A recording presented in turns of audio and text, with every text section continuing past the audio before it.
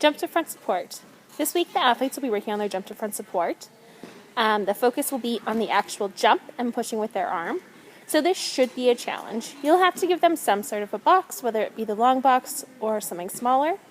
But they should have to do a big jump, so you're not really going to expect a mermaid or anything like that.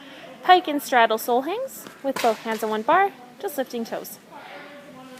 Make sure to remind athletes to push their legs out straight. Gym Frog 3-4 will be working on their tuck swing. Gym Frog 3-4 will be doing their leg lifts, so just holding onto the bar and lifting their legs up, trying to tap their toes on the bar. Gym Frog 3-4 will be doing some basic locomotions on beam, so they're going to do their forwards walk, sideways walk, and backwards. They can add in some kicks, ice cream scoops, and tiptoes. Straddle roll on floor. So again, make sure your athletes know that this is a straddle roll and not a forward roll. They should be spreading their feet wide apart, not as far as the paddle mat though. That would be too much. They're going to put their hands down, look at their tummy, look at them high, roll over, and then they should end in that straddle. You can tell them when they're sitting to try and reach their feet so that they're touching the edges of their feet. Okay, backwards rolls. So this week we're going to be doing our backwards rolls. We have our hand targets so that they know where their hands need to go. They can practice pushing into their hand targets, and they're laying on the shoes mat like normal.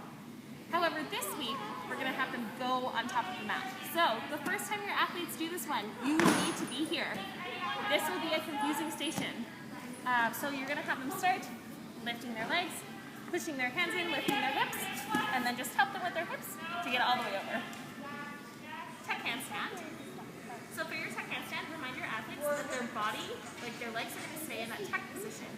They should be fully supported by this box. You shouldn't have to worry about pulling any part of the mat.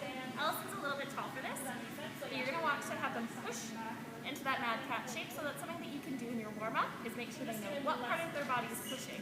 Also, kids have a hard time figuring out when they're upside down. So make sure that they're pushing their hips out, like this way, so that they're actually upside down. So they're practicing for their handstand. Again, Allison's a little bit short, or sorry, a little bit too tall for this, but their hips should be coming up here. Okay, we're going to do monkey cartwheels. However, these ones are 1 foot at a time monkey cartwheels. So again, their hands are going to stay planted. Make sure their fingers are facing forward.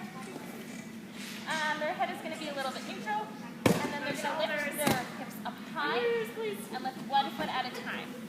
So it's really important for them to try and get those hips stacked over their shoulders and lifting that 1 foot, landing them straight. Gym Frogs will be working on their tuck jump this week. So having them lift their knees up, trying to touch them to their tummy is usually a good visual, and they can reach for their hands for their knees.